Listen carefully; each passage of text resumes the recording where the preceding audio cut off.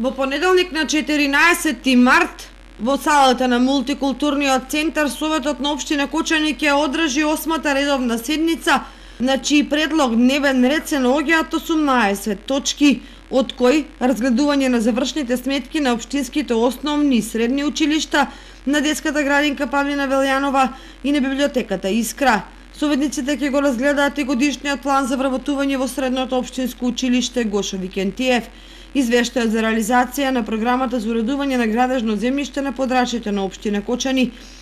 извештајот за реализација